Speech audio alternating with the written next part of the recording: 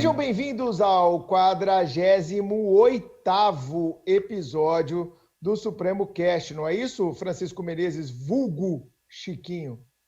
Bom dia, boa tarde, boa noite, boa madrugada, ouvintes do Supremo Cast. Bruno, estudando para essa pauta, eu descobri que eu não posso mais devolver em 7 dias o sanduíche que eu comprei pelo aplicativo. Chico, várias mudanças, não é isso, Carol? Como é que você tá? É isso, Bruno. Eu tô bem, muito empolgado com o episódio de hoje. E como o Chiquinho já adiantou, essa questão aí do arrependimento vai dar pano pra manga na conversa de hoje, viu? Com certeza. Hoje nós vamos falar, né, Carol? Você vai abordar um pouquinho mais disso, sobre a Lei 14.010 de 2020, que trouxe um regime jurídico transitório para que nós possamos enfrentar problemas de direito privado durante esta pandemia. E para falar mais sobre esse regime transitório, eu convido um amigo meu, membro da Academia Brasileira de Direito Civil, advogado no Rio de Janeiro, Tiago Neves. Seja bem-vindo, Tiagão. Prazer ter você aqui. Olá, gente, tudo bem? Prazer é todo meu aí, agradeço o convite. Sou o Tiago Neves, não jogador de futebol, para ficar bem claro, né? Sou professor, advogado, então não tem nada a ver com isso. Senão eu não estaria aqui falando, agora estava curtindo meus milhões aí, certamente fora do país. Mas imenso prazer aqui para a gente conversar sobre essa lei importantíssima que, como você falou, Bruno, veio aí para regular as relações de direito privado durante esse período crítico da pandemia. Então, vai ser um bate-papo, tenho certeza, muito agradável, muito bom para esclarecer bem a gente nessa conversa, esclarecer bem como a gente vai aplicar, o que ela regula. Por isso, eu acho importantíssimo a gente debater. Tiago, você chegou, né, cara, a fazer agora um curso na Alemanha, não foi isso? Eu vi lá no seu Instagram. Conta um pouquinho dessa experiência pra gente. O que você foi fazer na Alemanha, cara? A galera quer conhecer um pouquinho mais os nossos convidados, né? Você dá aula aí no Rio, você advoga aí no Rio. Você chegou até a ser meu aluno, né, cara, um tempo atrás. Aí já faz alguns anos, né, Tiagão? Conta um pouquinho dessa história pra galera te conhecer mais.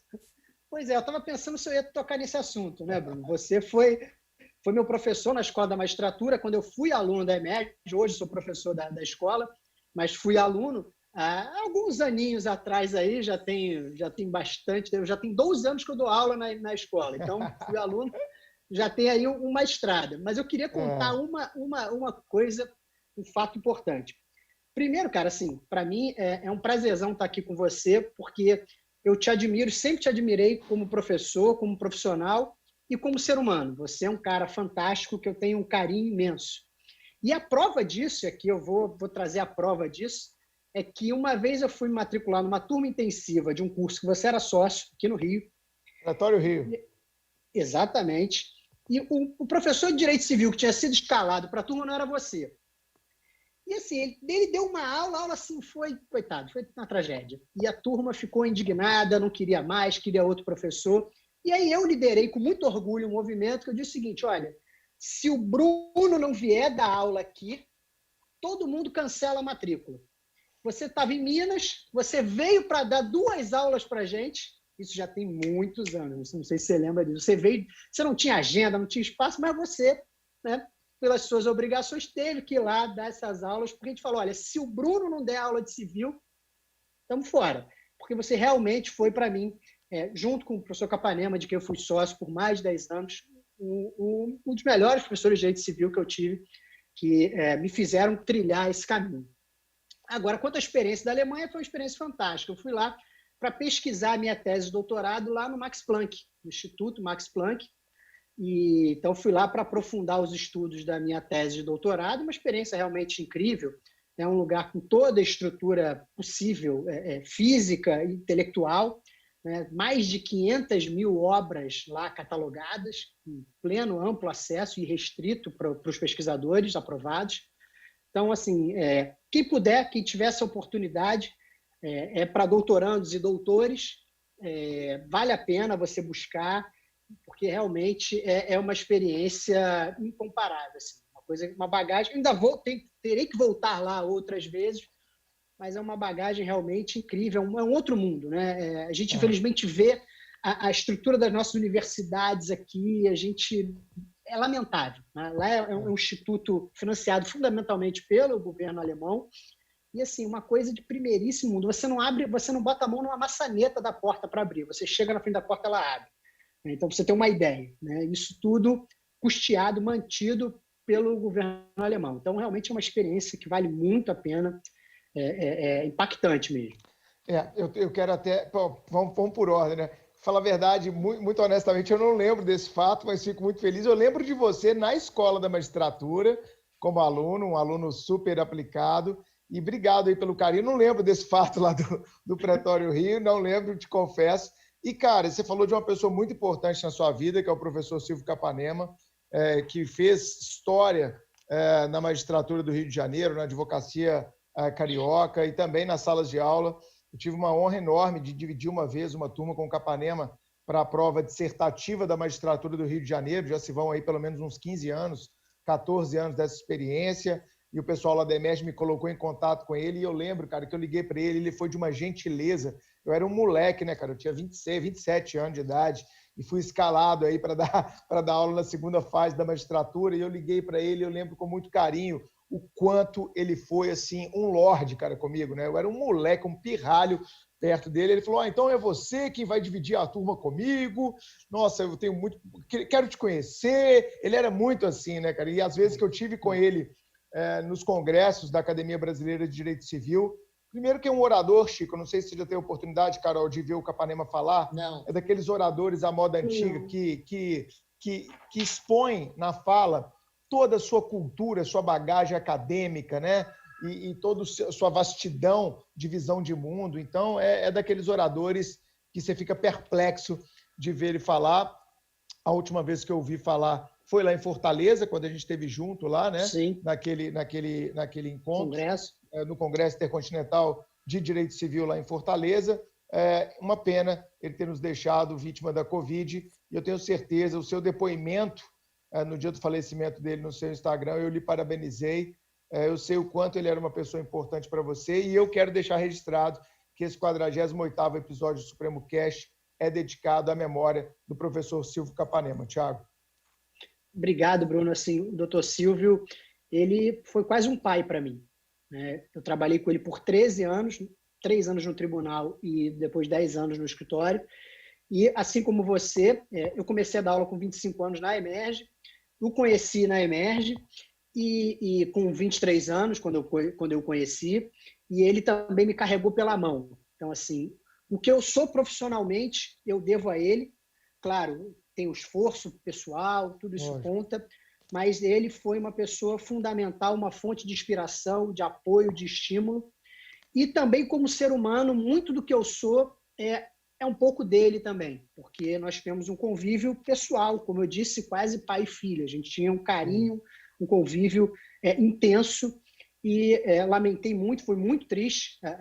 Os dias que sucederam depois da partida dele foram realmente muito tristes, porque assim, até posso dizer isso, a gente, apesar de nós termos dividido a sociedade, até por conta da idade dele, projetos profissionais distintos, mas nós tínhamos ainda muita ideia juntos, nós estávamos começando, na semana que ele foi internado, a gente estava começando a escrever o nosso curso de Direito Civil em coautoria. Então, assim, ele estava super feliz, já com 83 anos, ele estava super feliz, porque era o sonho da vida dele de imortalizar as aulas dele, mais de 50 anos, o professor de civil renomadíssimo, imortalizar as aulas dele numa obra. Então, assim, ainda tínhamos muitos projetos juntos, né? E é uma perda realmente irreparável. Fico muito feliz pela sua lembrança e pela homenagem a essa figura humana fantástica que era o Dr. Silvio.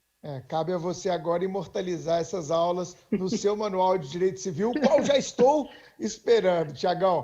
Carol, fala pra gente aí sobre o nosso episódio de hoje. Vamos situar o nosso ouvinte. Vamos lá, Bruno. Não é nenhuma novidade que a pandemia de Covid-19 provocou grandes impactos no mundo jurídico. Diversas áreas do direito foram afetadas e um dos fatores que prova essa repercussão é a edição de inúmeras normas para contornar as mais variadas situações do cotidiano. E não poderia ser diferente com o direito privado. Diante da necessidade de disciplinar as relações jurídicas durante esse período, foi instituído, em junho deste ano, o chamado Regime Jurídico Emergencial e Transitório de Direito Privado, mais conhecido como RJET, O regime foi criado pela Lei 14.010, de 2020, e alcança diversos campos do direito, tais como prescrição, decadência, uso capião, relações de consumo, condomínios edilícios, regime concorrencial, pessoas jurídicas de direito privado, família e sucessões. Mas o que diz a lei? Quais os seus objetivos? E para responder essas e outras perguntas, levando informação aos nossos ouvintes, o RJET será o tema do episódio de hoje. Perfeito, Carol. Eu tenho certeza, ouvintes, que o RJET vai cair em concurso em que pese ser uma lei temporária, Chico. Exatamente.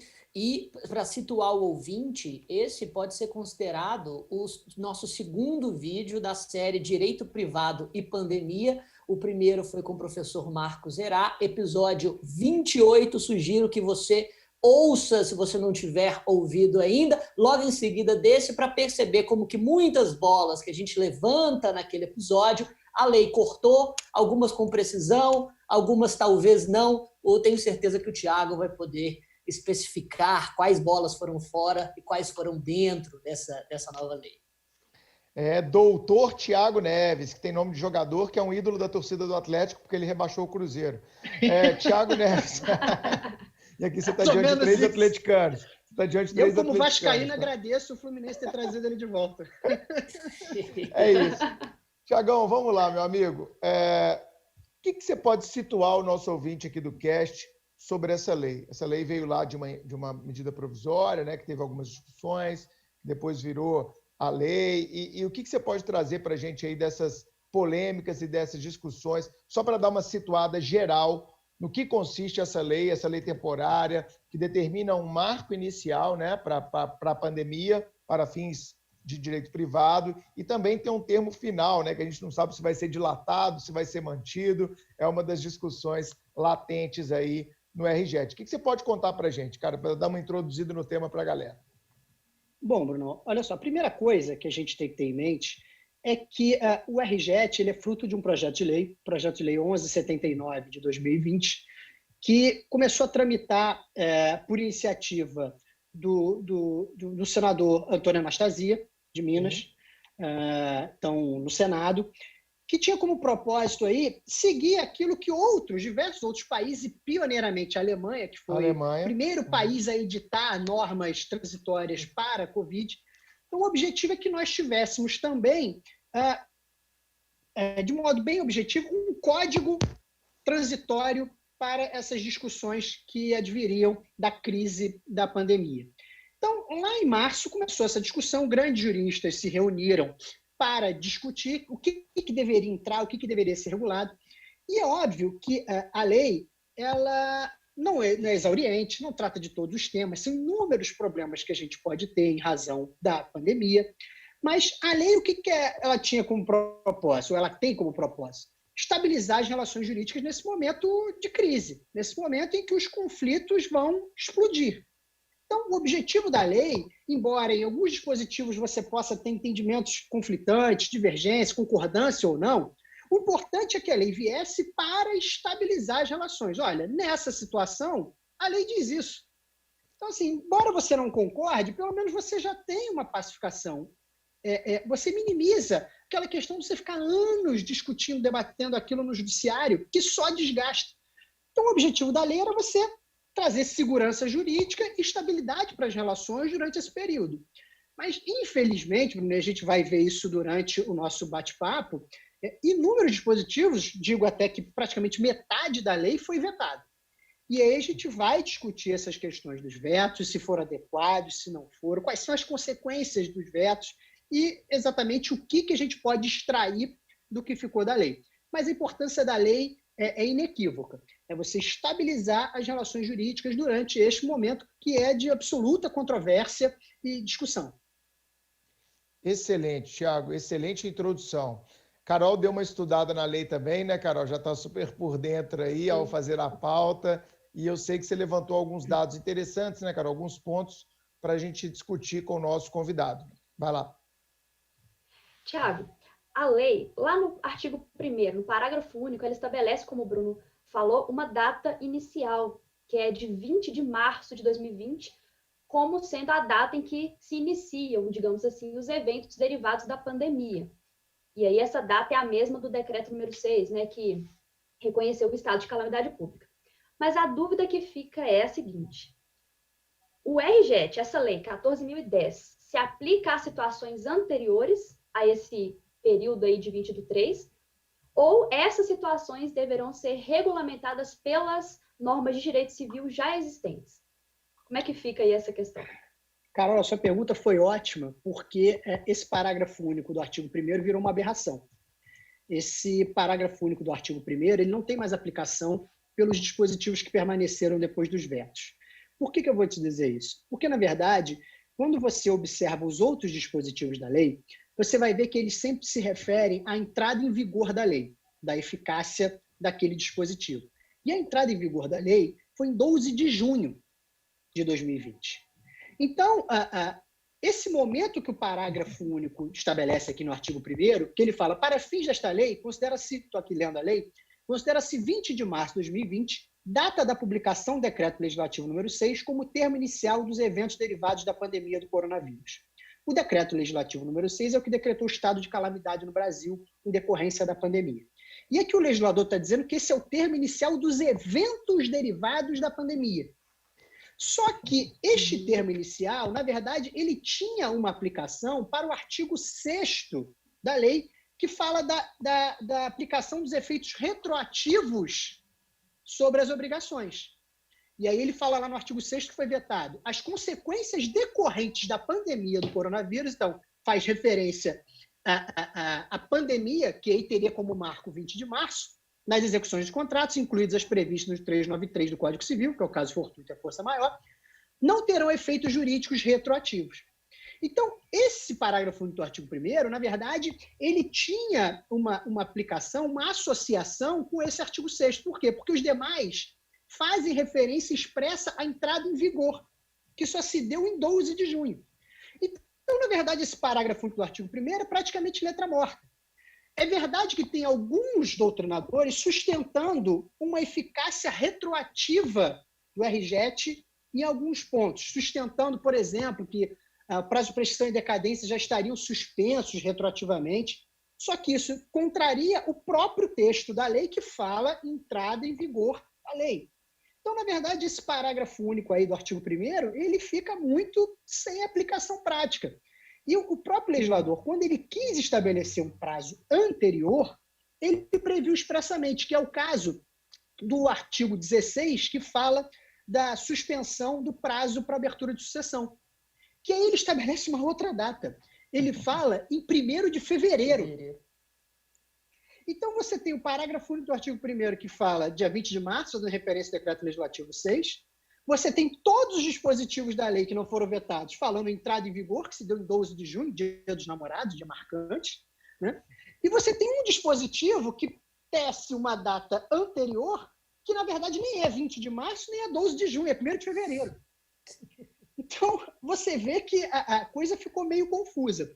Mas eu arrisco dizer, no meu entender, que essa data de 20 de março de 2020, ela não tem aplicação aos dispositivos mais do RJET, porque aqueles em que você poderia aplicar foram vetados. Excelente então, explicação. Excelente. Deixa eu ver se eu entendi, até para fazer o papel do aluno que não é tão versado assim em direito privado, explorando alguns pontos. Então, via de regra, os dispositivos da lei vão ter aplicação a partir da sua entrada em vigor, que é 12 de junho. A não ser naqueles dispositivos como esse último artigo 16. Que cita, do artigo 16, que cita 1º de fevereiro. Isso, exato. Exatamente. Tiago, e essa data final? Porque eu vi que a lei cita outubro, em alguns outros artigos ela cita uma outra data. Qual foi o critério utilizado, assim, bem curiosamente, assim? Porque a gente não consegue estabelecer um prazo final, né? Não tem como a gente saber. Mas e aí, se ultrapassar esse prazo estabelecido, a lei vai se prorrogar? Como é que vai ficar essa questão aí dessa aplicação pós essa data final? Carol, você você observou uma questão importante, que isso é uma opção legislativa. Né? O legislador entendeu que o período em que deveria viger essas normas transitórias seria naquela ideia inicial de pelo menos 6 meses, porque o projeto é de março. Então, essa era a ideia inicial. Então, eles estabeleceram 30 de outubro como data final, como marco final de vigência da lei. Então, em princípio, a vigência da lei seria 30 de outubro. E aí, veja, a lei lá no final, quando ela fala do início da vigência, ela não estabelece em que pese nós temos uma lei temporária, uma lei transitória, ela só diz que ela entra em vigor na data da sua publicação, mas ela não diz o termo final. O termo final você tem que ir em cada dispositivo do RJET para poder examinar. E os dispositivos que permaneceram, 95% deles fazem referência a 30 de outubro. E aí, assim como o início da eficácia, a gente também tem alguns problemas de falta de sistematização para o fim da sua vigência. Vou dar um exemplo aqui, o artigo 14, que trata das normas de direito de concorrência, que ele fala o seguinte, ficam sem eficácia os artigos tais da Lei de Infração à Ordem Econômica até 30 de outubro ou enquanto durar o estado de calamidade pública reconhecido pelo Decreto Legislativo número 6, de 20 de março de 2020. Então, ele diz que é 30 de outubro ou enquanto durar. E como é que você vai avaliar isso? Né? Quem é que vai decidir isso? O juiz diz, não, eu acho que tem que ser mais para frente. E aí, qual é a vigência? Aí é outro ponto, para você ver a incongruência com citar o decreto legislativo. O decreto legislativo ele tem validade, ele tem vigência até 31 de dezembro. Então, a gente tem uma verdadeira confusão na lei. A lei, lá no parágrafo único do artigo 1º, faz referência ao decreto legislativo, que tem uma data de vigência completamente distinta do RJET, e aí você tem dispositivos da lei que vão estabelecendo datas aleatórias. Fica difícil você, numa situação de modo abstrato, amplo, dizer, olha, este é o marco final, este é o marco inicial. Como eu disse, você vai ter que examinar caso a caso, examinar dispositivo por dispositivo. E isso gera, certo ponto, uma insegurança, porque você vai ter que ficar examinando qual o tipo da relação para poder dizer, olha, aqui vigia o RJET, aqui não vigia, aqui é a lei geral, como você falou, aplica-se a legislação já vigente. Tá? Então, essas incongruências levam a uma certa insegurança. Eu concordo plenamente, Thiago.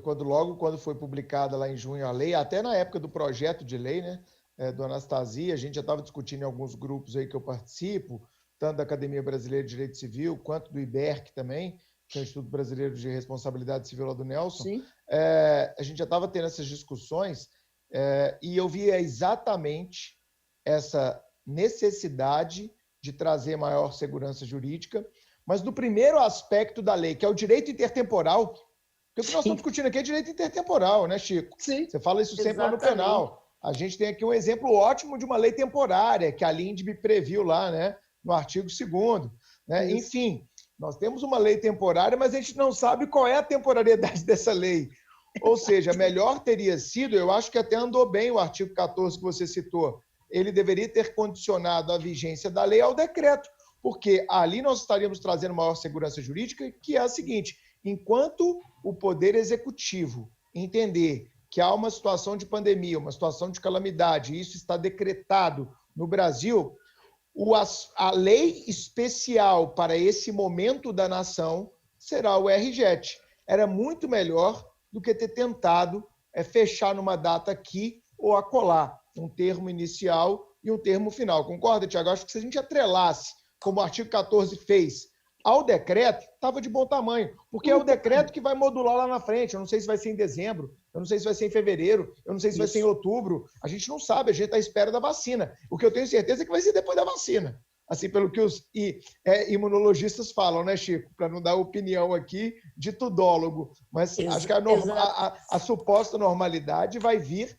quando a gente tiver a população imunizada com vacina, espero eu. Exatamente, ou pelo menos o grupo de risco imunizado, né? E só um rápido comentário, pelo menos me serve de consolo ver que não é só no direito penal que nosso legislador comete desastres. Estou tendo muito déjà vu aqui sobre o pacote anticrime, mas enfim, continue.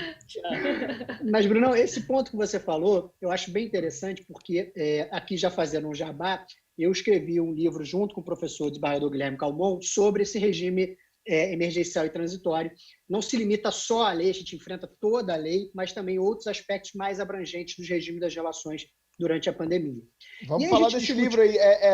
Onde que é? Na Editora Foco que você lançou? Na Editora Foco. Regime, com o Léo lá, né? Com o Léo e com a Roberta. Direito privado, isso. Direito privado emergencial é o título. Show de bola. Então, galera, vai lá no site da Editora Foco e adquira lá esse livro, que ele é fundamental para quem advoga, para quem assessora desembargador, para quem assessora juízes, né? Isso é fundamental. E, lógico, para você que está fazendo concurso, eu não tenho dúvida que examinador maldoso vai colocar uma questão durante o ano de 2020, um caso concreto, e vai te perguntar, por exemplo, prazo de prescrição, que nós vamos falar daqui a pouquinho. Mas fala aí, Thiago. Mas é o ponto que a gente discute e que eu falo, aprofundo essa questão, é que assim, não haveria problema, Bruno, de a gente ter colocado como marco inicial dos efeitos o decreto legislativo, mesmo que a lei tivesse entrado em vigor posteriormente. Por quê? A retroatividade aí, nesse caso, ela não seria inconstitucional, não seria inválida. Porque muita gente tem a ideia de que não é possível retroatividade da lei. É possível, aí invoca lá o artigo 5º 36 da Constituição. Mas o artigo 5º 36 da Constituição ele não fala que a lei não pode retroagir. Ele só diz que a lei não pode atingir o ato jurídico perfeito, o direito adquirido e a coisa julgada. Mas a lei pode retroagir se ela expressamente disser que tem efeito retroativo. Então não haveria problema nenhum se o legislador quisesse ter fixado como marco, de fato, 20 de março para a eficácia dos seus dispositivos. E isso teria um motivo determinante para essa retroatividade. Então é aquilo que eu sempre falo em aula, galera. A irretroatividade é a regra, mas a retroatividade ela não é proibida, ela é permitida desde que expressamente prevista ou justificada. E seria o caso da lei. A lei traria uma justificativa expressa para dizer o porquê que ela é retroativa. Então, olha, a lei foi publicada aqui em 10 de junho, a entrada em vigor se deu lá no dia 12, né, que vocês colocaram lá, né, segundo a Lei Complementar 95, entrou lá no dia 12, aposto que vocês falaram um pouco disso lá no livro. Então, nós temos lá, né, você inclusive já prometeu que vai mandar meu livro, já mandou, já mandei meu endereço para vocês. Já peguei teu endereço aqui, tá Espero aqui. que já esteja no correio o meu livro aqui, fazendo uma cobrança pública. Mas o que nós teríamos é o quê? Olha, a lei está entrando aqui em vigência em junho, mas ela tem efeito retroativo à data da publicação do decreto de calamidade. É mais ou menos essa a ideia, né, Tiago? Exatamente, exatamente. E o livro tá, eu já coloquei com a duplicata dentro vencida para 30 dias do recebimento. Tá? Sacanagem. Carol, vai lá. Carol? Tiago, o Bruno tocou na questão da prescrição e eu queria que você falasse um pouquinho para os nossos ouvintes dos impactos da suspensão e da interrupção dos prazos prescricionais e decadenciais, que é um ponto dessa lei aí. Inclusive, conversando com alguns amigos quando essa lei entrou em vigor, muita gente falou assim, não entendi nada dessa lei. O pessoal ficou bem confuso. Eu acho que por conta dessa questão do direito intertemporal também, e a questão da prescrição é o primeiro ponto aí para a gente começar esses assuntos específicos. Tiago, fala para gente. E é isso aí, Carol, depois do Supremo Cast, todos entenderão. Isso, Chico, a nossa intenção é essa, meu querido, né? Claro. E aqui, Carol, é bom a gente fazer uma explicação antes do Tiago, é só para localizar essa galera que está meio perdida. Esse regime jurídico, como o próprio nome já diz, ele é emergencial, ele é transitório, ele vai relativizar a aplicação do direito civil, né, do direito empresarial, do direito concorrencial, do direito do consumidor, naquilo que diz respeito às relações privadas e naquilo que ele expressamente regulamentou. Aquilo que ele não regulamentou vai seguir as leis gerais, né, Tiago? Isso, exatamente. E esse ponto da prescrição da decadência, Carol, é um dos pontos assim, que eu julgo mais importante. Assim, eu costumo dizer que eu sou um apaixonado pelo artigo 3º da lei, né? Se tem um dispositivo da lei que eu sou apaixonado, é o artigo 3º, porque eu defendi isso desde o início. Eu tive a oportunidade de participar de alguns debates lá no projeto, e esse artigo 3º, para mim, era importantíssimo e uma preocupação que eu tinha, porque o trâmite do projeto de lei 1179 foi muito rápido no Senado. Muito. Em poucas semanas ele estava pronto. E aí, quando ele foi para a Câmara, quando chegou na Câmara dos Deputados, ele foi engavetado. Ele ficou lá, parado, esperando, e o objetivo da lei era ser um regime transitório emergencial. A lei é emergencial. Ficou lá mais de um mês, esperando, ninguém apreciava. Aí fizeram umas emendas descabidas, que voltou para o Senado. Aí provou no Senado. Quando chegou no Senado, a sanção presidencial. O que o nosso presidente, aqui nenhuma questão política, não vou discutir política, mas o que o nosso presidente, diante de uma situação emergencial, fez? Esperou até o último dia de possibilidade do veto para poder publicar a lei. Ou seja, ainda ficou aí esperando como se a gente pudesse esperar. E esse é o grande ponto aí, a grande questão, que é a da suspensão dos prazos. Tiago, vou fazer uma defesa aqui do presidente, cara, porque ele foi coerente, cara. Ele foi bastante coerente. Eu achei que ele foi coerente, porque um cara que está negando a pandemia desde o começo, ele foi coerente agora. Ele não agiu. É verdade. Defesa do presidente. Vamos respeitar a coerência do eminente aí, presidente da República. Ele foi coerente com o que ele está defendendo desde o começo. Vocês ficam criticando aí, mas ele foi coerente. Não foi uma contradição performática. Não foi uma contradição, ele foi coerente. Por favor, gente. É verdade. Bom, e aí, o que acontece? Qual é o problema? O problema a gente volta para a questão do marco inicial de vigência ou da eficácia, da eficácia da Lei 14.010. Por quê? Porque ela foi publicada dia 10, que era um feriado, se não me engano,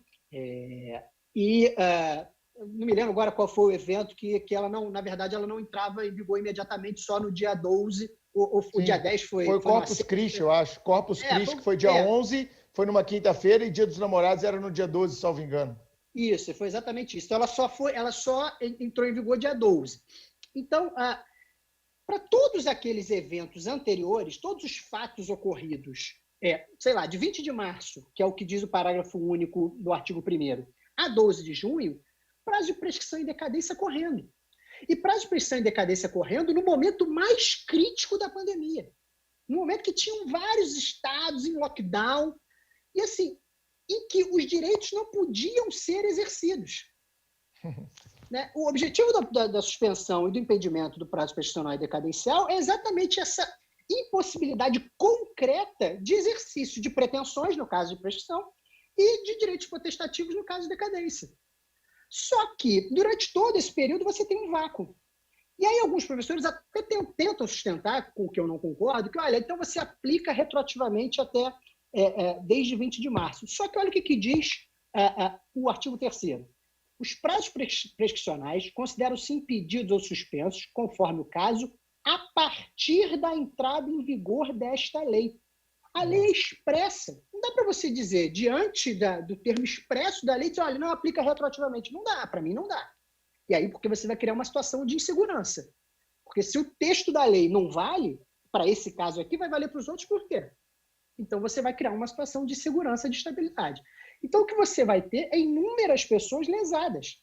Você imagina alguém que comprou um produto, aí, faltando um dia para o decreto legislativo, por exemplo, recebeu o produto, pegou o produto, levou para casa e está com defeito. Dia seguinte, loja fechada. Não pôde reclamar, não pôde fazer nada em relação ao defeito do produto. Passou 90 dias, perdeu. Se era um bem durável, perdeu. Perdeu o direito de reclamar. Vai, como diz no popular, entubar o prejuízo. Olha que situação crítica. Mas o objetivo aí do artigo 3º era exatamente a tutela dessas pessoas que não podem exercer o direito em razão dos fatos concretos e inequívocos da pandemia. Agora, a gente teve esse problema desse vácuo, desse lapso entre o reconhecimento da pandemia em si e o marco da entrada em vigor da lei. Aí você tem um gap que vai trazer, inegavelmente, prejuízo para inúmeras pessoas. Bota na conta do amigo do Bruno, que foi coerente. Perfeito, cara. São vários. É isso, cara. A lei vem para resolver, Chiquinho, e ela causa, cara, uma série de problemas que a galera parece que realmente não pensou. Vamos falar um pouquinho de Código de Defesa do Consumidor, Tiago. A gente tem aquela questão, né, do prazo de reflexão de 7 dias para compras feitas pela internet, que a gente chama aí de direito de arrependimento, que está lá no artigo 49 do CDC. E, claro, nós estamos num momento em que o comércio eletrônico cresceu bastante durante a pandemia, porque o comércio presencial, na maioria das cidades, se manteve fechado por longo período. O que mudou nessa questão do direito de arrependimento na ótica consumerista? Acho que o Chiquinho quer falar. Pois é, e essa foi uma questão, eu fiz questão de abrir a minha fala com isso, lendo e estudando e vendo alguns vídeos sobre comentários da lei antes da gente gravar esse podcast. O artigo 8º fala justamente sobre a suspensão até dia 30 de outubro, na hipótese de entrega domiciliar de produtos perecíveis e de consumo imediato da aplicação do artigo 49, ou seja, você não pode mais se arrepender quando os produtos são perecíveis. Mas espera, quer dizer que se eu pedisse, antes dessa lei, um hambúrguer pelo iFood, eu poderia me arrepender em até 7 dias e devolver o hambúrguer que eu deixava lá na minha cozinha? Eu falo isso até porque eu tenho que confessar que durante essa pandemia eu caí no vício do hambúrguer artesanal. Eu estou tentando abrir mão dessa. Estou vendo que o Thiago também gosta. Eu estou tentando abrir mão deste vício porque, sinceramente, ele é um buraco sem fundo. Já são 2, 3 vezes por semana, não dá. Mas, enfim, sempre me pareceu um absurdo completo, que o Código de Defesa do Consumidor permitisse a devolução de produtos perecíveis comprados na internet. Fala, Carol. Chiquinho, sobre esses hambúrgueres, eu tô fazendo uns, porque nessa quarentena eu tô me aventurando na cozinha, né? Gente, só tá saindo cada coisa, depois eu conto pra vocês. Mas tá bom, Carol? Manda pra gente, Carol. Manda pra gente, Nossa, cadê os amigos aí, meu? Esse eu quero ter o direito de me arrepender, viu? Você não vai se arrepender, eu tenho certeza. Fala aí, Tiagão. Sobre esse ponto, eu vou pedir para vocês uns minutinhos aí para eu falar, porque como a gente estava conversando antes da gente entrar no ar, né, eu sempre fui um grande crítico do direito de arrependimento. E aí eu sempre friso. Eu não sou crítico porque acho ruim o direito de arrependimento. Eu acho ruim a forma como ele é aplicado na prática. Porque a ideia que a gente tem, e pelo menos os magistrados na prática, eu vejo isso na advocacia, é de que o direito de arrependimento é um direito absoluto. O consumidor comprou o produto à distância, ele quer se arrepender, ele se arrepende, azar. Dane-se o fornecedor, desculpa a expressão. Mas qual é o problema aqui? Há inúmeras situações, há inúmeros bens que não é possível você se arrepender. E aí você tem que voltar um pouco. O que é o direito de arrependimento? Para que ele serve? Muita gente acha que é só porque comprou à distância. Não, não é isso. O direito de arrependimento ele é para proteger o consumidor de propaganda enganosa ou abusiva. Ou seja, aquele consumidor que, porque ele não está perto do produto, aí sim, mas ele é induzido, ele é levado por uma oferta, por uma publicidade, ele é levado a comprar aquilo que ele não quer, que ele não precisa, que não cumpre o que promete, ou que seja danoso para a sua vida e para a sua saúde, que ele só descobre quando recebe o produto ou serviço. E aí, quando ele recebe, ele tem, como o Brunão bem falou, esse prazo de reflexão, esse tempo de refletir, se ele quer ou não ficar. E aconteceu isso comigo, eu comprei um celular ontem pela internet, eu comprei 2 celulares pela internet. Ontem comprei um celular, quando eu vi o celular, meu celular era desse tamanho, chegou ontem um assim, ó. Aí eu Excelente. Não adianta, eu quero devolver, porque não me serve, né? Eu não consigo nem, sou cego, não consigo nem enxergar. Eu preciso de um outro maior. Então, vou me arrepender. O Chiquinho também comprou, cara, um aparelho de abdominal na Polishop lá, que ele tá fazendo agora, mas não deu muito certo por causa do hambúrguer, ele tá querendo devolver. Exatamente. Comprei. Justo, mas você fala isso, eu tô pensando em... Você brinca assim, eu tô pensando em alugar uma bicicleta ergométrica, cara. O Fred alugou, usou 2 dias e pagou 3 meses, o Fred. Eu pensei em fazer isso também, mas eu tô com medo de acontecer comigo o que aconteceu com o Fred. Porque, cara, tem hambúrguer que são 300 gramas de carne com bacon em cima, cara. Eu tô assim... Tá bom, já tá dando fome, Chico. Vamos deixar o Thiago concluir o raciocínio. Gordura pura. Continua, Thiago. Mas aí, gente, o direito de arrependimento é para isso. Agora, tem bens que não dá para você exercer o direito de arrependimento. E aí é o ponto aqui do artigo 8º do RGET. Primeiro, essa noção do direito de arrependimento como direito absoluto, ela é um equívoco, porque nenhum direito é absoluto, né? A gente sabe que nem o direito à vida, a Constituição prevê, caso de pena de morte para guerra, nem a vida é absoluta. Então, você dizer que o direito de arrependimento é absoluto é absurdo.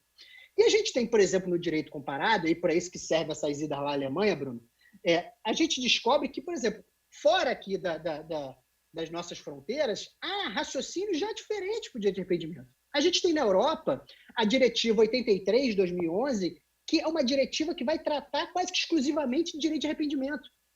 E aí ela vai dizer o seguinte, olha, se o fornecedor ele disser no momento da venda, de modo destacado, claro, que a compra daquele produto não admite direito de arrependimento, o consumidor não tem direito de se arrepender.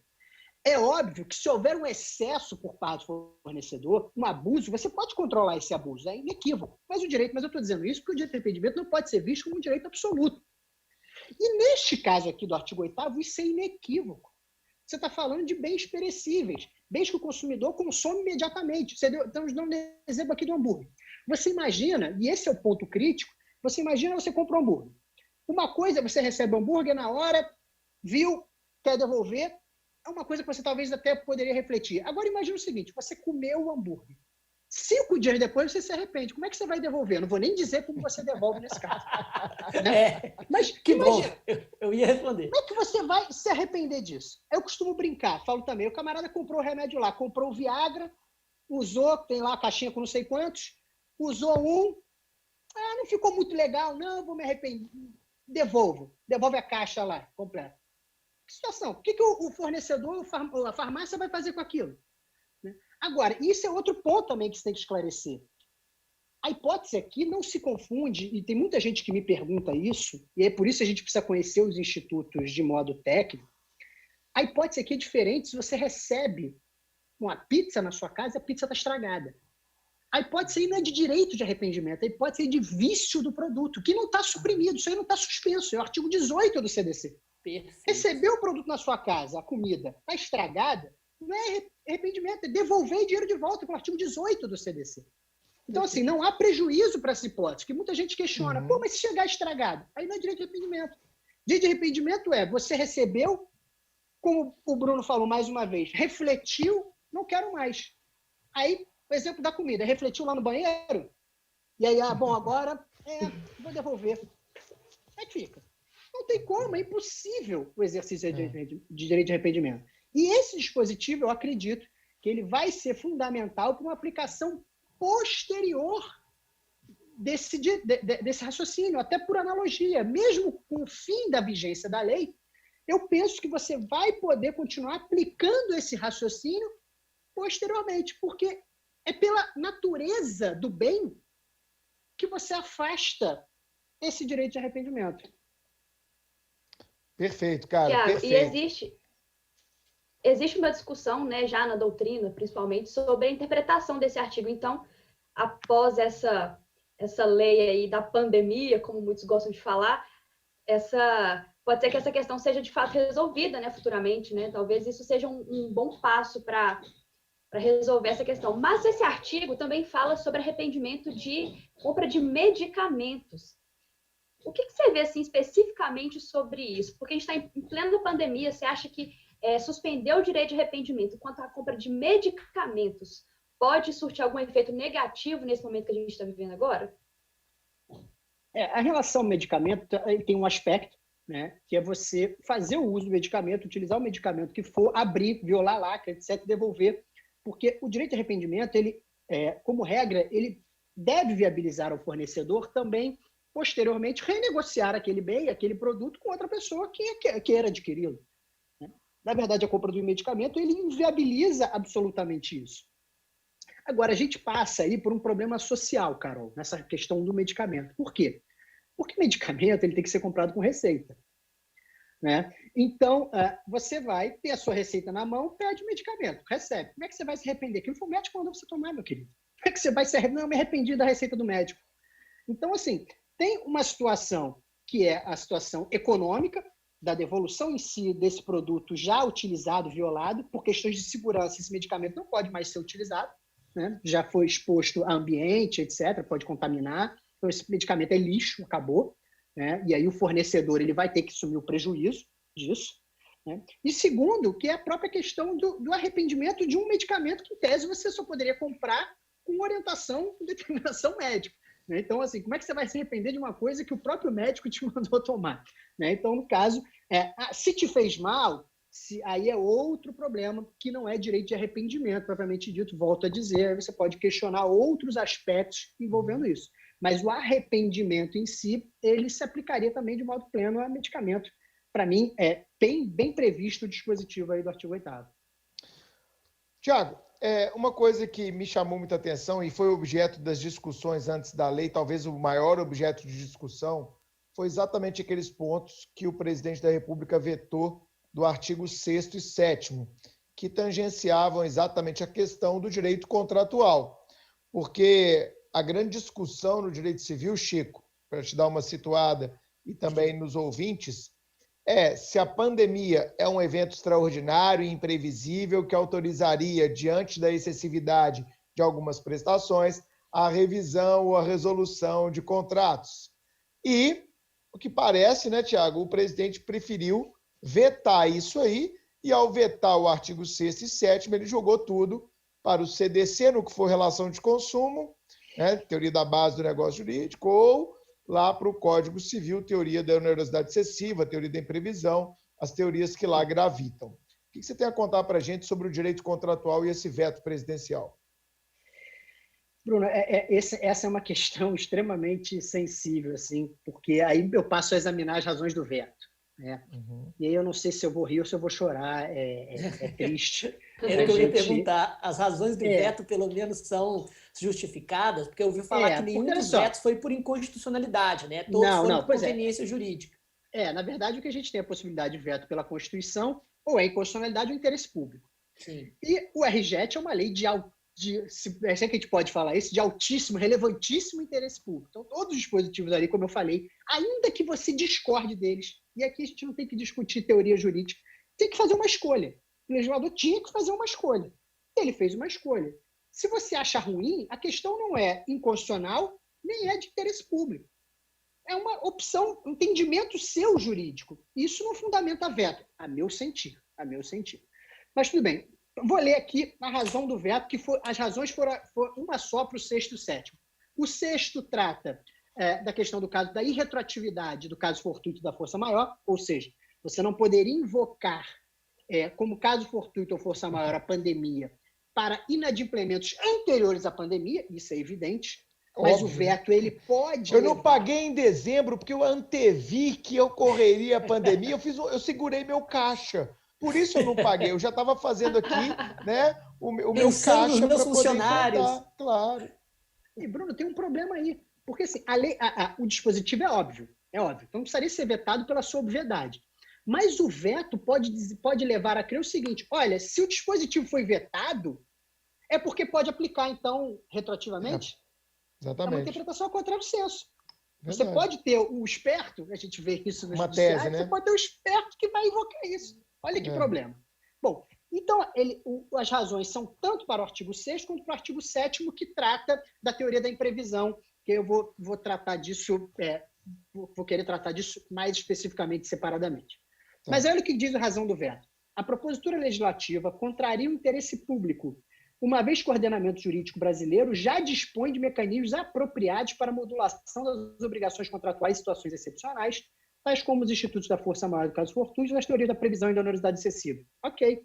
O ordenamento jurídico é verdade, ele traz. Mas vem cá, é aquela história do que abunda não prejudica. A lei ela veio para trazer um regime transitório para este momento. Por que não deixar o dispositivo aqui regulando?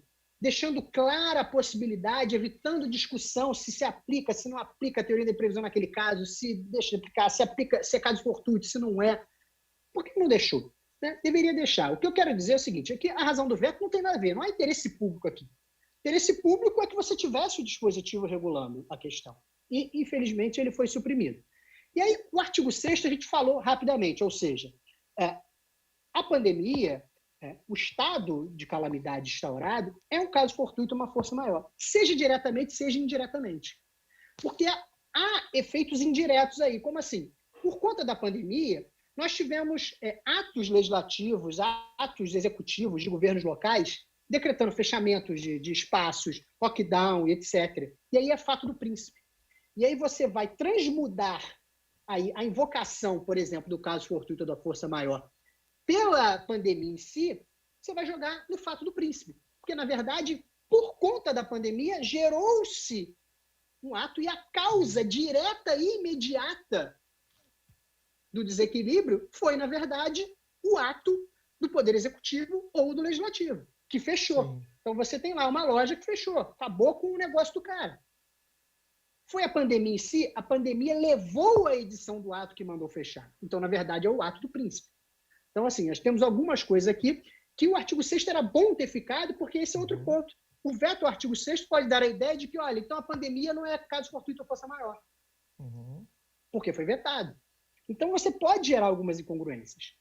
Agora, em relação ao artigo 7º, e aí, em relação ao artigo 7º, embora eu não concorde com as razões do veto, eu acho que era um dispositivo, a meu sentir, equivocado. Isso eu já manifestava, já tinha feito manifestações públicas durante o projeto de lei. Por quê? Porque o artigo 7º ele fala que não se considera imprevisível aumento da inflação, variação do câmbio, alteração da moeda.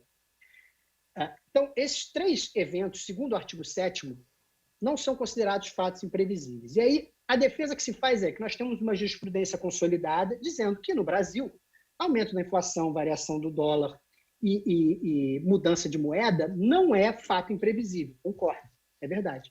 Mas isso é dentro do nosso ambiente de normalidade, da realidade brasileira, de que o aumento da inflação é fato normal, é fato esperado. Variação do dólar é fato esperado. Agora, isso é esperado em decorrência de uma pandemia? Agora, os efeitos dessas variações são esperados? Alguém imagina, como aconteceu com o dólar, que em 2 semanas você tivesse um aumento de 40% do dólar? Isso é esperado? Não. Então, isso é um evento imprevisível. Nesse caso, eu acho que o veto ao artigo 7º ele foi adequado, não do ponto de vista técnico das razões do veto, mas eu acho que o artigo 7º não deveria realmente ter sido mantido, porque ele ia gerar uma situação de catástrofe para inúmeras pessoas. Porque esses desequilíbrios repentinos causados pela pandemia são imprevisíveis. Então, não dá para você aplicar aqui um raciocínio comum, um raciocínio rasteiro da normalidade econômica brasileira, em que, de fato, esses eventos são esperados. No caso da decorrência da pandemia, não. Porque ninguém que celebrou um contrato em dezembro, eu, por exemplo, saí aqui do Brasil em dezembro, cheguei em fevereiro, lá da Alemanha. Quando eu saí daqui, a realidade era uma. Como é que eu vou imaginar que quando eu voltasse, 2 semanas depois, aquilo que eu paguei em euro lá, agora aqui era quase o dobro? Como é que eu vou imaginar uma situação dessa? E aí eu que me vire para pagar, estou dando o meu exemplo, né? Graças a Deus a advocacia tá boa, eu consigo pagar a fatura do cartão, mas tem gente que não consegue. E aí como é que fica? A situação ela é crítica. Concordo plenamente. Carol? Tiago, e outro artigo vetado foi o 9º, que ali na lei fala de locações de imóveis urbanos. Ele falava sobre a não concessão de liminar em algumas ações de despejo, né, em algumas ações, algumas hipóteses específicas de ação de despejo, ou seja, não seria possível conceder uma liminar para a desocupação desse imóvel. O que você pensa desse veto? O que você tem para falar para a gente sobre isso? As razões desse veto, já que você citou as razões do 6º e 7º, são plausíveis? Assim, elas se adequam à realidade que a gente vive hoje? Realidade social, mercadológica? O que você pensa? Isso eu também sempre fiz uma crítica ferrenha ao veto ao artigo 9º, porque eu sou um advogado primordialmente de direito imobiliário. Né? Atuo direito civil lato sensu, menos família e sucessões, pelo amor de Deus, não quero saber disso. Mas até direitos reais, tranquilo, pode me procurar aqui, pode bater a porta aqui do escritório. Mas especialmente direito imobiliário, até pelo meu histórico com o professor Capanema, que foi o autor da lei do inquilinato, etc. Então, eu tenho um histórico de atuar no direito imobiliário. E o veto ao artigo 9º mostra um absoluto desconhecimento da prática do mercado imobiliário. Absoluto. Porque a razão do veto aqui ao artigo 9º é o seguinte. Bom, primeiro, como você bem disse, o artigo 9º ele previa que não se podia conceder liminares em ação de despejo, só liminar, ou seja, incognição sumária. Não se podia conceder liminares em ação de despejo durante o período de vigência da lei. Então, primeiro ponto. Então, era só liminar, de modo que, se ao final tivesse sentença mandando despejar, e a apelação em ação de despejo não tem efeito suspensivo, pode despejar, podia, não tinha proibição. A questão era liminarmente. E do ponto de vista humanitário, era ótima a previsão. Porque como é que você vai botar alguém na rua durante o período da pandemia? Primeiro, vai sujeitar a pessoa a um risco de contaminação. Vai ter que fazer mudança estar em contato com milhões de pessoas para poder fazer essa mudança. Fora, como é que vai encontrar, se ele já não estava pagando o aluguel naquele momento, como é que ele vai encontrar outro imóvel para alugar naquele momento? Vai o outro locador, vai pedir, olha, eu quero uma caução de 3 meses. Ele não tem, eu estava pagando o outro. Ele vai para onde? Vai para a rua? É uma questão humanitária. E aí ele diz, olha, você tem que pensar no locador, diz a razão do veto. Porque muitos locadores vivem disso. Tá bom. Aí ele despeja. Está autorizado em abstrato o despejo liminar. Ele vai conseguir outro locatário nesse momento de crise? O mercado imobiliário já está em crise. Nesse momento, ele dificilmente vai arrumar outro locatário. Então, se ele não vai ficar com o imóvel vazio lá, deixa o pobre coitado do locatário que já está lá, deixa ele ficar até o final da pandemia, pelo menos. Deixa ele lá. Então, assim, a razão de pensar no locador ela é válida? Claro que é. Mas, neste momento de pandemia, é um absoluto absurdo diante da realidade do mercado imobiliário. Ele não vai conseguir colocar outro locatário no imóvel, vai ficar desocupado, ele vai continuar não recebendo, e pior, se ele tem um locatário lá mesmo não pagando, a dívida está correndo, ele pode cobrar isso em algum momento. Pode cobrar. E depois IPTU, também, ele... PTU, O locatário ganha uma herança, né? Alguma coisa assim.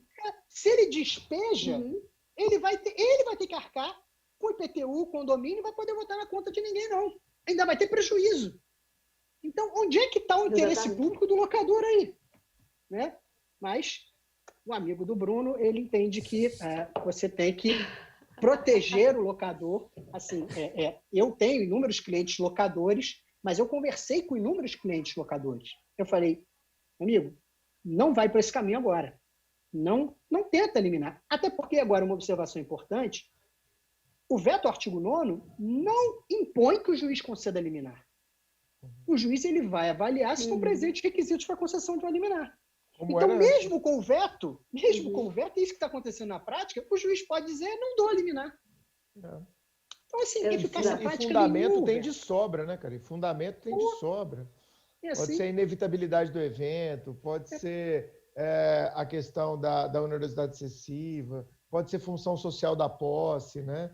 Pode dar uma porrada de argumento para o juiz navegar por esse indeferimento aí. Realmente, esses vetos foram bem estranhos aí, esses vetos aí.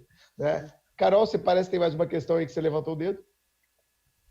Vamos lá. Só para a gente fazer aqui um resumo do que a gente já falou. A gente já falou do direito intertemporal, da confusão que essa lei nos trouxe. Depois falamos da prescrição e decadência, dos impactos da suspensão do direito de arrependimento. Falamos do direito contratual, 2 dispositivos vetados, artigos 6º e 7º, e direito imobiliário. Agora, Tiago, eu quero te perguntar sobre o impacto dessa lei na uso capião. Porque ali no artigo 10, o artigo 10 diz que suspendem-se os prazos de aquisição para a propriedade imobiliária ou mobiliária nas diversas espécies de uso capião, a partir da entrada em vigor dessa lei. O que eu quero te perguntar é o seguinte: nesse artigo, a gente vê que o legislador menciona propriedade imobiliária e mobiliária. Por que o legislador não incluiu a uso capião dos demais direitos reais, como servidão, superfície, laje? Isso não se aplica mesmo? Como que fica essa questão aí nesses outros direitos reais? Carol, em relação ao artigo 10º, a gente tem 2 problemas lá no artigo 10º, quando ele fala da suspensão dos prazos de aquisição pelo uso capião. Primeiro, quando a gente falou lá atrás da prescrição e da decadência, o artigo 3º fala em suspensão e impedimento da decadência. Aqui no artigo 10, ele só fala em suspensão da uso capião. E o impedimento? Onde é que está aqui? E a gente tem um dispositivo no Código Civil, agora me deu branco completo, juro para vocês, até abri o Código Civil aqui para pode falar. Me deu branco. Em que ele diz que se aplica ao uso capião as hipóteses de suspensão, interrupção e impedimento dos prazos prescricionais e decadenciais. 1244. Isso. Então, no próprio 1244, já se prevê expressamente que você aplica as hipóteses de suspensão, impedimento, interrupção da prescrição e decadência ao uso capião. O que você vai fazer aqui, então, no artigo 10º? Quem está estudando para concurso aí, já faz uma remissão aqui. no artigo 10º, bota artigo 3º do RJET e 1244 do Código Civil. Perfeito. Por quê? Porque aqui você vai aplicar a mesma regra do artigo 3º do RJET, você tem que aplicar aqui com amplitude no artigo 10º. Não tem razão de ser para ser só suspensão. Porque o objetivo aqui do dispositivo é o quê? São aqueles casos em que o proprietário não tem como defender a sua posse nesse momento contra um ato de esbulho, de invasão, etc. Então, você não pode não tem que suspender aquilo que já começou a ocorrer, assim como se alguém invadir o seu terreno durante a pandemia, esse prazo não pode começar a contar. Perfeito. Então, você vai aplicar lá a disposição, analogicamente, o Código Civil com o artigo 3º. Agora, em relação à limitação à propriedade, eu defendo isso, que a interpretação aqui também deve ser extensiva para os demais direitos reais. Tá? Essa suspensão da uso capião, até porque a uso capião ela pode ser de usufruto, pode ser de laje, etc. Você pode aplicar outros direitos reais, e neste caso é injustificado. Aqui o legislador falou menos do que queria, do que deveria. É injustificado você atribuir aqui essa suspensão e o impedimento apenas à propriedade. A minha interpretação é que a interpretação aqui também deve ser extensiva para os demais direitos reais passíveis de serem adquiridos pelo uso capião. Tiagão, fazendo uma contraposição aqui respeitosa, eu acho que está incluído, porque, na verdade, quando a gente fala do uso capião da servidão, uso capião do usufruto, uso capião da laje, uso capião da superfície, nós estamos falando de uso capião sobre imóveis. Então, quando ele fala imobiliária, está compreendido não só a propriedade imobiliária, como outros direitos reais que sobre a propriedade imobiliária seriam exercidos. Tá? Não sei se você concorda com esse concordo plenamente com você. Desde que a gente chegue nessa amplitude... O fim é o mesmo, o meio que pode ser um pouco... Porque eu acho que não pode ter uma interpretação como essa, restritiva. Claro, mim, não, isso é incongruente. Sem chance. Concordo plenamente. Tem que contemplar o impedimento exatamente pelo que você falou, para que imóveis que hoje sejam invadidos, o invasor, o possuidor natural, não possa começar a contagem daquele prazo, né? Outra coisa, cara, que é bem interessante aqui no RJET é a questão da prisão civil e dos alimentos, né? A prisão civil, ela é uma forma de constrangimento ao devedor, não é uma forma de satisfação dos direitos do credor, a gente sabe disso. A finalidade dela é coercitiva e não uma finalidade satisfativa. Sim. E parece que o RJET também abordou a questão da prisão civil nos alimentos, não é isso, Tiago? Exato. E aqui, no artigo 15 do RJET, a gente tem essa disposição que o devedor de alimentos ele vai cumprir necessariamente a prisão por dívida de alimentos na modalidade domiciliar. Esse dispositivo ele é extremamente criticado. Assim, eu tenho em relação a ele um caso aí de... Às vezes eu concordo, às vezes eu acho que não foi bom, mas a gente tem que pensar o seguinte. Primeiro, tem uma coisa que todo mundo discutiu, que seria a ineficácia. Porque, na verdade, durante o pico da pandemia, todos estávamos em regime de prisão domiciliar. Né? Quanto quarentena, lockdown, etc., estava todo mundo em prisão domiciliar. A única diferença é que a gente tinha acesso a computador, à internet, em tese o cara que está em prisão domiciliar não pode ter. Mas quem é que ia controlar isso durante a pandemia? Exato. Ia ficar a mesma coisa.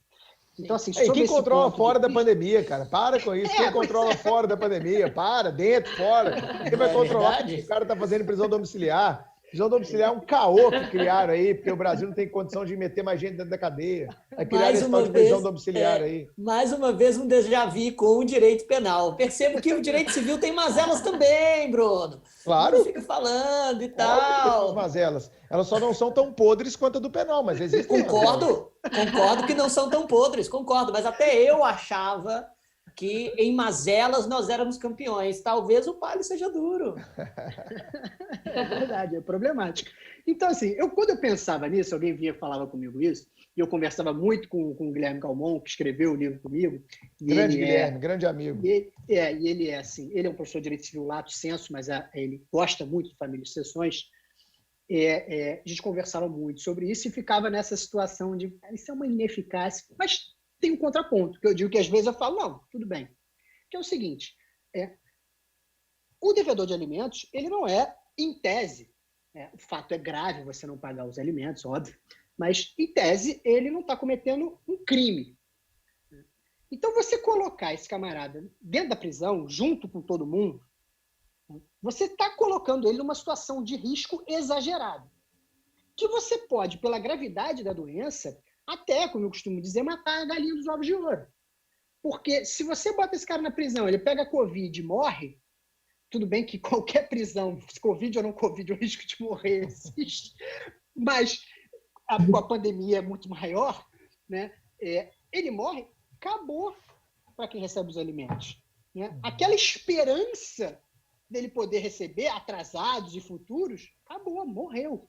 Então, eu penso que a preservação momentânea desse indivíduo durante esse período é razoável. É razoável. Então, assim, eu acho que, na média, 10 e 0 fica 5, passou, eu acho que é razoável o dispositivo. Eu concordo com esse dispositivo, Thiago, porque exatamente pelos fundamentos que você colocou. É claro que a prisão civil por dívida alimentar ela é discutível desde sempre, né? Ela é o único resquício de prisão civil que a gente tem no nosso ordenamento. E esses fundamentos aí de matar a galinha dos ovos de ouro, eu acho que ele funciona tanto na pandemia quanto fora, né? Como Sim. Você mesmo colocou. Mas acho que na pandemia há uma justificativa ainda maior e vale lembrar também um ponto, né? O fato da pandemia passar não quer dizer que a dívida alimentar estará prescrita. Então, o credor dos alimentos poderá, tão logo seja superada a pandemia, solicitar a prisão civil do alimentante, claro, desde que a dívida seja atual, e atual para o Código de Processo Civil e para a jurisprudência já consolidada há anos e anos e anos do STJ, aquelas dívidas que compreendem um período de 3 meses do pedido de prisão. Então, 3 meses retroativos, né, do pedido de prisão. Então, eu acho que faz sentido esse ponto aí, eu estou contigo, acho que esse ponto aí de suspender prisão civil, ele é razoável, e eu estou vendo que até o Chico concorda com a gente aqui nesse momento. Concordo. Opa, então estou bem. Exato, é bom ouvir que civilistas são sensatos com relação à privação da liberdade. Vê se livro de civil tem ambulância capotando que pegou o cara do outro lado da rua. Não tem essas coisas de direito civil. Não. Só tem exemplo razoável em direito civil. Olha, e sempre embatem na tecla do nexo de causalidade, como se fosse o único exemplo dos penalistas, né? Eu só sei esse. É o único que Não, tem fica, aquele né, também, da aula tem aquele, de penal. Thiago, que você quer suceder o seu tio e você manda ele para uma floresta na Alemanha que cai raios. Os caras não sabem nem sucessão legítima. Por que não dá o exemplo com o pai, porra? Fala de tio. É um dos 20 para criar o exemplo. É um dos 26 exemplos de Roxin na teoria da imputação objetiva. O único que não é plausível é exatamente esse. Não, tem o do pelo de cabra também. Você compra um pincel com pelo de cabra. Não, o pelo de cabra foi um caso da jurisprudência alemã que ele analisou, não foi exemplo tirado da cabeça dele, tá vendo? Uai, mas é justamente ou então da passagem de avião que você compra esperando que o avião caia. Né? O argentino que dá o exemplo. Como é que é o nome dele? Zaffaroni. Né? Esse é o exemplo do Roxin, da teoria da imputação objetiva, segundo o critério da criação e incremento de um risco proibido relevante. Mas esse é outro ponto. O caso do pelo de cabra... Você está ficando uma situação difícil, Chiquinho. Foi um caso específico, e justamente nesses casos limítrofes que a dogmática jurídica é construída. Justamente nesses casos que fogem... Haja vinho, viu, Thiago? Para escrever isso tudo, né, Carol? Haja vinho. Outras coisas mais pesadas também. Ou pode ser também. Enfim, o caso dos pincéis de cabra foi um caso específico da jurisprudência alemã. Mas eu concordo plenamente com as conclusões aqui. Acho que o caos carcerário no contexto do Covid não pode ser simplesmente deixado de lado dessa discussão com relação à prisão civil, mesmo porque, obviamente, as prisões, mesmo que o devedor de pensão alimentícia fique em uma cela, em um espaço segregado daqueles que são presos por razões penais ou processuais penais, toda prisão é um grande local de segregação e de, enfim, amontoados humanos, né? É local de de alojamentos coletivos. Então, obviamente, todos os riscos referentes à Covid aumentam muito e a lei não poderia ficar completamente alheia. Eu concordo com as conclusões. E mais, né, Tiago, aqui, né, Chico, nós teríamos uma análise econômica também, né, da própria situação. Por quê? Claro. É claro que a Covid, ela amplia o índice de desemprego, e ampliando o índice de desemprego pela crise econômica, vai aumentar também a inadimplência de alimentos. E se você permite a continuidade da prisão civil em meio a uma crise econômica dessa, onde o desemprego aumentou, você vai aumentar também o encarceramento. Então, aqui tem um viés prático, palmas para a legislação nesse sentido, né, Carol? E a gente tem outros pontos da pauta aí, Carol. É isso. Tiago, um outro ponto que a gente quer ouvir de você é sobre os impactos dessa lei 14.010 para os condomínios e também para as pessoas jurídicas de direito privado. O que você tem a dizer para a gente aí sobre esses artigos? Eu sei que ali em condomínios edilícios tem um artigo que também foi vetado, que é o 11. Foi vetado. E o que você tem a dizer para a gente sobre isso, Tiago? Era polêmico, né? Exatamente. Esse é outro problema sério, outro problema crítico, que é, agora como a gente já está falando, tudo que é de uma ignorância sem fim, o veto para mim ao artigo 11. Agora já pode tudo, já pode tudo. Uma das minhas chances que eu queria de ser nomeado ministro supremo pelo presidente já foram por água abaixo. Então, vamos lá. Então, dentro do condomínio, essas situações conflituosas, você tem alguém que é responsável por tentar estabilizar esses conflitos. Quem é essa figura? É o síndico. E o síndico, gente, isso é uma coisa que, por isso que até o tom jocoso que eu utilizei, mas essa ignorância do veto é porque o próprio legislador, o Código Civil lá no 1348, a Lei 4591, a Lei do Condomínio, já dão ao síndico poderes para quê? Para o resguardo da saúde, da segurança, do sossego, da paz do condomínio. Isso já é uma atribuição, um dever do síndico. O dispositivo do artigo 11, a regra, a norma do artigo 11 vetada, na verdade, ela só vinha trazer o seguinte, como eu disse lá atrás, estabilizar as situações. Ou seja, deixar claro que o síndico, nessa situação, ele tem poder de, independentemente de assembleia, tomar as medidas necessárias para a proteção do coletivo, da coletividade. Então, nada mais fazia o artigo 11 do que deixar isso mais claro, evitando discussões. Porque o veto ao artigo 11 vai fazer o quê? Que todo mundo queira agora discutir se o síndico fechar a piscina do prédio. Se o síndico fechar o parquinho, que fica 158 crianças ao mesmo tempo. E aí o síndico fecha, ele tinha o direito já, o poder, na verdade, até o poder de fazê-lo.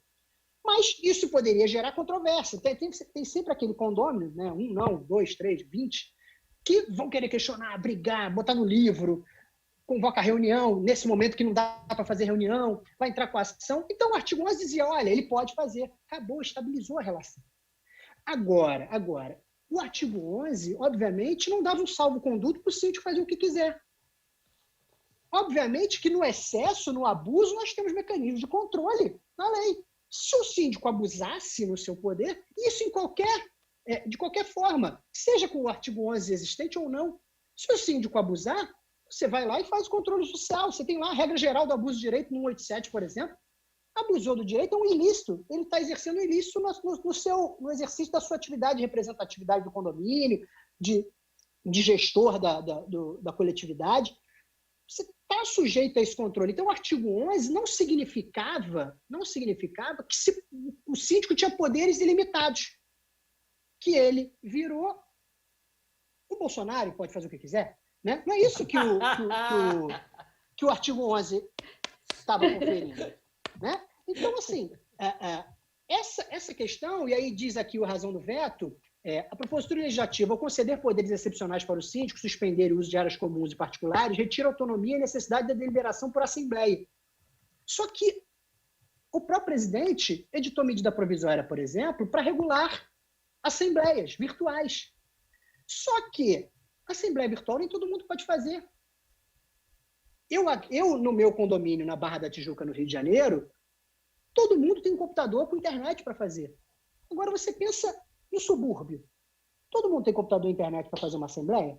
Aí não pode fazer assembleia, porque você não pode fazer assembleia se todos os condôminos não tiverem meios de participar. Você não pode fazer, óbvio, você tem que dar a possibilidade de todos participarem. E aí, como é que fica? Todo mundo pode usar o parquinho, liberou.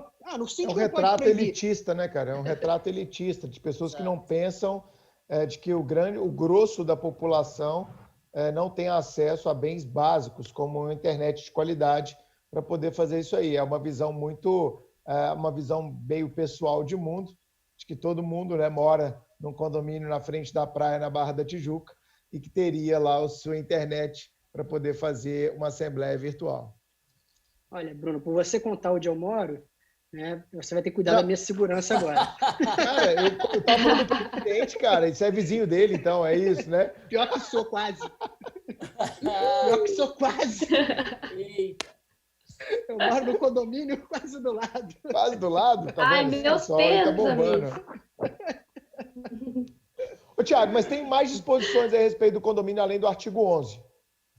Bem, a gente tem aqui o artigo 12, que fala da possibilidade exatamente da assembleia virtual, né, da possibilidade de designação de assembleia virtual e da questão da prorrogação dos prazos dos mandatos dos síndicos, que se vencerem aqui, e aqui uma outra data, veja, que faz referência a 20 de março, e aqui apenas fazendo uma correção lá do início, né, que o parágrafo do artigo 1º não está absolutamente letra morta, porque a gente tem um dispositivozinho aqui que fala do 20 de março, que é exatamente os mandatos dos síndicos vencidos de 20 de março até 30 de outubro, esses mandatos ficam prorrogados diante da impossibilidade de se realizar a assembleia, o que é evidente. O condomínio não pode ficar acéfalo, o condomínio não pode ficar sem o seu representante. Se o mandato dele venceu durante o período de pandemia e não há possibilidade de se realizar a assembleia virtual, que está regulada no artigo 12, o mandato do síndico ele estará automaticamente prorrogado até o fim da vigência da lei. Uhum. E o artigo 13 vai falar da questão da prestação de contas, né? Que ela também continua sendo obrigatória, o síndico não vai poder falar, estamos na pandemia, eu faço o que eu quiser aqui, depois eu vou prestar conta desta merda toda, né? Tipo o síndico da Carol, que faz obra todo dia, né, Carol? Gente, aqui no meu prédio, nossa senhora, o Thiago tá falando aí de condemônio. Meu filho, você não conhece o meu prédio. O condemônio ao quadrado. Mas enfim, não posso falar muito não, porque tem dia que a gente tem que parar a gravação com a Carol por causa das obras ao fundo, né, Carol? Todo dia tem obra. Exatamente, todo dia tem obra. Aqui é uma bagunça. Então, o dever de prestar contas continua, né? Sem maiores alterações aí, ainda que ele mande um e-mail, né? Mande uma mensagem, imprima na casa dele e sai colocando debaixo da porta dos demais apartamentos, né? Vai ter que ter a comunicação, afixe no mural lá do prédio, a forma que está deliberada na convenção. O síndico é o gestor, né? É o gestor da coisa comum. E todo gestor de coisa comum, essa é a regra, ele tem o dever de prestar contas. Então, a pandemia, isso é importante, Bruno, a sua observação, porque não pode ser invocada como caso fortuito ou força maior para não prestar contas. É lógico. Né? Ele lá, dentro do apartamento dele, trancado, ele tem toda a possibilidade de fazer a prestação de contas e, como você falou, mandar por e-mail ou imprimir e colocar debaixo da porta. A não ser que ele diga que, por conta da pandemia, acabou a tinta da impressora e ele não consegue comprar.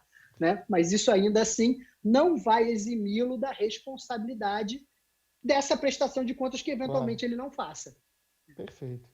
E no direito sucessório, para a gente caminhar para o fim desse episódio maravilhoso, Tiagão, o que mudou lá? Mudou alguma coisa no direito das sucessões?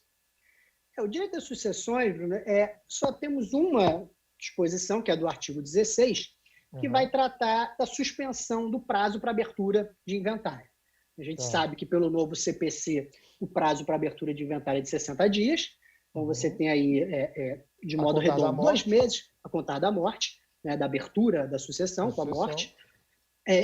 Você tem o prazo de 60 dias para fazer aí a abertura do inventário. E durante esse período, na verdade, não é o período da pandemia, porque, como nós falamos lá no início, o legislador falou que é das mortes ocorridas a partir de 1º de fevereiro. Então, uma data até anterior. Mortes ocorridas em 1º de fevereiro a 30 de outubro, está suspensa aí o prazo para abertura do inventário, o que é importante por quê? Porque em inúmeros estados da federação, municípios, etc., a gente tem até, às vezes, multas para quem não abre o inventário dentro do prazo de 60 dias. Então, na verdade, morreu alguém durante esse período, né? Infelizmente, muitas pessoas morreram durante esse período, não só de Covid, mas muitas também de Covid. Você não tem que se preocupar neste momento em observar este prazo de 60 dias sob pena de ter que pagar uma multa. Tá? Então, o prazo só recomeça a partir aí de 1º de novembro de 2020. Tá? Excelente, cara. À disposição sobre sucessões, propriamente. Então, e teve também, eu estava dando uma olhadinha, tanto o prazo para começar quanto para terminar, né? Porque o CPC também fala dos 12 meses para concluir o processo de inventário. Então, isso aí se dirige até mais ao juiz, né? Ao serviço judiciário. Galera, fica tranquilo aí que os prazos que você tinha para concluir o inventário, eles também estão suspensos aí. Excelente episódio. Muitos não se preocupavam já muito. Aí eles criam a ideia do prazo atípico, né? Prazo impróprio. Prazo impróprio. Cria alguma coisa, alguma construção nesse sentido para evitar qualquer tipo de problema. Excelente episódio. Vamos então agora de Dica Suprema. Chiquinho, o que você trouxe para a gente hoje, meu caro amigo das dicas preciosas? Vamos lá. Primeiramente, eu estou me esquecendo de fazer em alguns dos nossos episódios, mas na minha ponderação, eu acredito que Thiago Neves é um tenor. Puta que Ele pariu. tem uma voz, na verdade, bastante aguda, provavelmente é um tenor ligeiro, talvez até mais aguda do que a minha, talvez cantaria como um contratenor, depende da potência de sua voz de cabeça. Mas Thiago, desculpa por essa parte. Vozes, é porque, Thiago, eu como eu tenho uma certa, eu confessei em um dos episódios, eu tenho essa formação dos meus estudos de canto lírico, então eu tenho esse toque, esse transtorno obsessivo compulsivo. Eu classifico todas as vozes que eu ouço antes de eu conseguir compreender o que a pessoa está falando.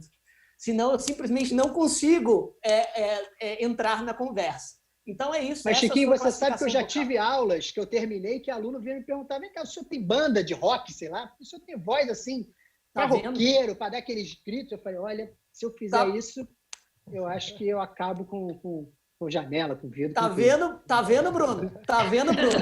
Minha classificação precisa. A da Maria Brochada eu acertei na pinta também, e ela até sabia a sua própria classificação. Mas é isso aí, uma das vozes humanas mais agudas, é claro, dentro da coloratura masculina. E no canto, a verdade é essa, né? As vozes agudas são as protagonistas, né? Como no futebol. É óbvio que o zagueiro é importante, mas todo mundo só se lembra de quem faz gol. E na música, os gols são feitos pelas vozes agudas. Mas enfim, voltando. Com relação a nossa... Oi? A cara do Bruno. Eu não dou conta, gente. Vou começar a usar mais tempo agora para minhas classificações. Mas ainda nesse período de pandemia, para fugir um pouco da ansiedade e de todo o caráter mórbido deste período, eu estou me aventurando um pouco mais em séries e programas mais leves. E tem uma série que eu estou gostando bastante da Netflix, cuja segunda temporada foi anunciada e já chegará, que é O Alienista. Essa é uma série que se passa no finalzinho da Era Vitoriana em Nova York. Eu adoro séries históricas. E o personagem principal, ele é um alienista, que é basicamente uma espécie de precursor do médico psiquiatra, né? O próprio Lombroso era um alienista, né? E foi meio que o pai da psicologia. E esse alienista começa a ajudar a polícia. Então, basicamente histórias de mistério e investigação para poder pegar um assassino em massa. E a série é muito fiel, historicamente, conta a história também da primeira mulher a trabalhar na polícia de Nova York. E é uma série muito legal e eu recomendo para quem quiser se aventurar por outros períodos históricos que que não tinham mazelas menores do que as nossas, mas pelo menos, né, que ajudam a gente a ter uma visão um pouco mais leve e lúdica do nosso momento. Show de bola. Carol, o que você trouxe para a gente hoje? A dica suprema de hoje eu trouxe uma dica lúdica, como diria o Chiquinho. Não tem a ver muito com o tema, não, mas é uma série muito legal que eu estou assistindo, disponível no Globoplay, chamada The Office. Já viu, Chiquinho? The Office. Você sabe que The Office é muito engraçado. Sabe que The Office é uma série clássica, né? Existem, na verdade, assim, fanáticos por The Office no mundo inteiro. Se você se aventura, eu não sabia. Se você se aventura no YouTube por vídeos de comentários ao The Office, se bobear, tem mais vídeos do que a própria duração da série. O pessoal ama essa série. Eu não sabia, conheci recentemente, assim, é muito engraçada. Você passa numa empresa fornecedora de papéis e conta a história da equipe de funcionários que vive, assim, as situações mais inusitadas e constrangedoras com o chefe. É muito legal. The Office no Globoplay. Comédia, então, né, Carol? É muito, muito engraçado. Só de lembrar, eu começo a rir dos episódios. É muito legal mesmo. Muito bom mesmo. Vou dar uma olhada. Tiagão, o que você trouxe pra gente aí de dica suprema? Eu trouxe até aqui, ó, para o pessoal ver. Vou tampar aqui o preço que eu comprei. Já tem muito tempo que eu comprei aqui o livro. Eu sou um devorador de livros e gosto muito desse autor, o Scott Turon, que ele escreve romances jurídicos policiais. Então, para a gente que lida com direito, é interessantíssimo. Tem casos, tem livros, histórias incríveis. Esse aqui é o meu preferido dele, que é o Acima de Qualquer Suspeita. Não vou dar spoiler, não, porque essa história você vai ver na contracapa que fala. É o caso de uma grande advogada que é assassinada e o promotor responsável pelo caso, em oferecer a denúncia e fazer a investigação, etc., era amante dessa advogada e ninguém sabia. E aí o livro, a história se desdobra aí nessas investigações, nessas suspeitas, a culpa dele, etc., de quem é o assassino aí da advogada. É um livro bem interessante, com um final surpreendente mesmo. Assim, quem está acostumado, gosta de ler esse tipo de livro, às vezes imagina, tem uma ideia de que, olha, o assassino, quando você chega no final, você não acredita. Vale a pena. Excelente. Mais alguma dica, meu amigo? Não, só essa. Essa, repete o nome do livro, por favor, Thiago. Acima de Qualquer Suspeita. Acima de Qualquer Suspeita. Show de bola. Acima de Qualquer Suspeita. Bom, a minha dica suprema de hoje, até para fazer uma homenagem ao nosso amigo Dr. Tiago Ferreira Cardoso Neves, é o livro Direito Privado Emergencial, que ele escreveu, nós citamos ao longo do episódio, junto com o desembargador federal Guilherme Calmon Nogueira da Gama. O Guilherme, que vale a pena lembrar, é examinador do concurso de delegado Rio de Janeiro, na nossa disciplina, né, Tiago, em Direito Civil, e é nosso parceiro, nosso colega também, membro associado da Academia Brasileira de Direito Civil, da qual eu e o Tiago fazemos parte. O Tiago é até vice-presidente lá da academia, né? Ele é meu chefe, viu, Chico? Por isso que eu chamei ele aqui, né, cara? Eu Então imaginei fica a que dica aqui. teria um negócio assim mesmo.